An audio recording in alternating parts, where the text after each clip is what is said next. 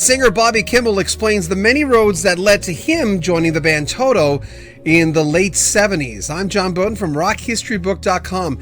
It's been a big week for Kimball, considering he released his brand new album, We're Not in Kansas Anymore, sort of a tip of the hat to his old band, while trying to go into slightly different directions, though many of the songs, and Toto fans will be happy to hear this, have sort of a Toto feel to them. The new project is co-written by Kimball and John Zeka, who does an amazing job as the producer, giving all the songs that great separation that I think a lot of people really want when they listen to this kind of music that's either Toto or West Coast or kick-ass driving music, as I call it on this album. It's amazing. The first song, Too Far Behind, for instance, is a mixture of pop and rock and a little bit of blues, and it's the type of song that has so much movement to it that it gets us speeding tickets.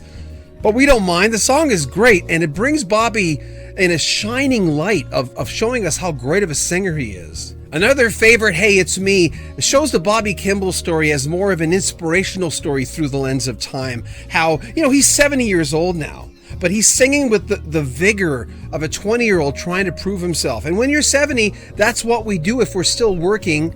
Not that we have to outlive the young guys. Bobby Kimball doesn't care about that kind of stuff. He's not going to outlive the young guys, but he wants to show that he can still do this. And man, he does it on this album. The singer took a lot of missteps through the years, and of course, he's very honest about those things. Still loves all the people in Toto, though he hasn't been in the band in quite a few years. Still has a lot of great things to say about all the members. But he did mention to us there were just a lot of different things that led to him joining the band. And he had known a couple of the members before he actually joined. Oh, yes. Actually, I knew Jeff Porcaro and David Paich very, very well, because in 1974, I had gotten a phone call from a very, very good friend of mine. His name is John, Jon, John Smith. He's a saxophone player, and he still is, but anyhow, I played in two bands with him when I was in Louisiana. Well, he was playing right down the road from me with this group that was hired by Edgar Winter, and it ended up being Edgar Winter's White Trash Band. Well, okay, here's the deal. Edgar Winter and the White Trash broke up because there was no drummer like that fantastic one, Bobby Ramirez. And John came back to L.A. because he had moved to L.A. when the White Trash Band started. He came back to L.A. and he got a call from three of the players from the band Three Dog Night. Mm-hmm. Well, the drummer, bass player, and guitar player were forming a new band because they called John and said, John, the singers Three Dog Night just left the band, so we're gonna form a new band and we want you to play with our band. It's called SS Fools. And John said, of course, he said, that's my favorite band, Three Dog Night, and it was my favorite band too. Well, the deal is that when they started doing a little jamming, they asked John, they said, do you know any singers?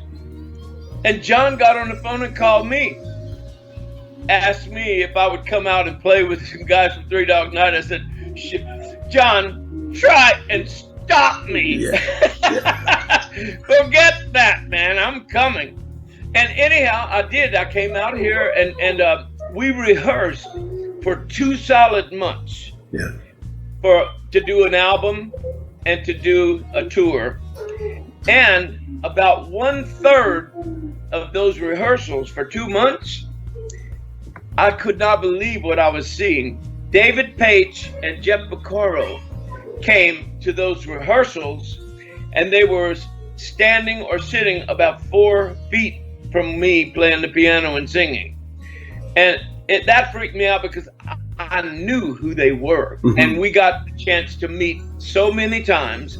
But they loved those guys from Three Dog Night so much. They came to a lot of the rehearsals, and I absolutely adored meeting Jeff Porcaro and David Paich. They were so wonderful. Well, I was with SS Fools, and that's the name of the album that we did, the only album. I was with the band for 15 months. And after I left the band, there were some reasons, it wasn't terrible. But I left that band, and about 3 months after I left that band, I got a call from Jeff Porcaro and David Paich to ask me to come and join a band that they're putting together. Well, the thing is, I knew that David Paich had produced and practically written all of the songs on the Boz Scaggs Silk Degrees album. And David's father, and David not only produced the album and wrote most of it, he also hired Jeff Porcaro and David Hungate, the first bass player, to play on the Silk Degrees album. But they talked for a couple of hours about putting a band together because they knew they were going to have to do that. It was better than going and just being a studio musician for someone else. They wanted to put a band together. And after a couple of hours of talking, I heard, Jeff told me, he said after about a couple of hours of them talking about putting the band together, the television was on, and they looked at the TV, and The Wizard of Oz was on. And the little dog ran, and somebody was behind the dog and said, "Toto, we're not in Kansas anymore." And that was so fantastic because Jeff told David, he said, "That's a good name for a band." Toto. And actually, I always thought Toto was a good name for a band. It's impossible to talk to Bobby Kimball without mentioning the band Toto. I kept saying I'd be remiss if I didn't ask, and he said, no, that's okay. I don't mind talking about Toto.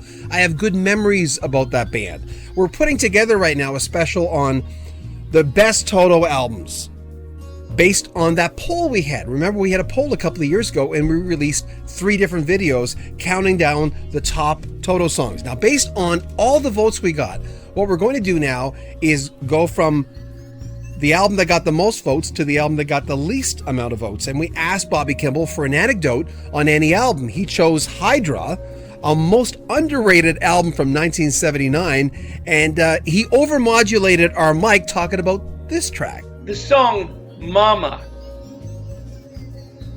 Mama, I don't love you anymore. Let me tell you something. My God, after we released that album, something really crazy happened. We went to Houston, Texas and played this huge arena there. It was my mother's birthday. And my mother and father came from Louisiana to Houston. They were in the audience.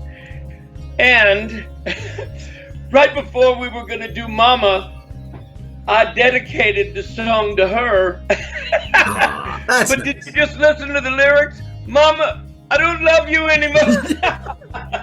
That freaked me completely out. Oh, God. I had to get off of the stage after that set and go and tell her, don't pay attention to those lyrics. I love you. I do love you. Yeah. We want to thank Bobby Kimball for talking to us. He has a brand new album that came out this past week called We're Not in Kansas Anymore. It's power pop at its best. It's got a lot of energies. There's some great ballads in there because you know how good he is at that kind of stuff. He's known for that power pop, raging, great vocal. But he's also known for singing some ballads too. 2 of the songs, just for instance, in the last few days I've been playing is Some They Do and Scam from the album. And both of those songs have that, as I mentioned before, power pop at its best. That 80s feel with modern technology and modern phrasing. And thanks to John Zeka, that all works really well. John produced the album. It's brilliant what he did with this album. And I highly recommend We're Not in Kansas Anymore. Keep in mind, in the next coming weeks, we're hoping to talk to the Toto Boys, including that new bass player, all about all the exciting things coming up with Toto. For instance, they have a great summer tour coming up. People are really pumped about this. And they have a new album coming out and a new 40th anniversary tour on the way in 2018 they took some old songs with Jeff Beccaro and Mike Beccaro, and they basically put a modern polish on them. And it's going to be very exciting. We don't know a lot about that. We're hoping to talk to Steve Lukather in the next couple of weeks. Steve has an autobiography coming out, and you know this guy doesn't hold back. Steve Lukather is known for a lot of things. He tells it like it is. So the new book, we're hoping to get some updates on some of the things maybe he's touching on in the new book. I know he can't tell us a lot about the album and the book, but we're hoping to get some information and to talk to the Toto Boys. It's an exciting year. I keep saying this with these videos, but it's an exciting time to be a Toto fan. Make sure you comment on our videos. Am I foaming at the mouth? Subscribe to our channel and share our videos. I'm John Beaudin from Rock History Music.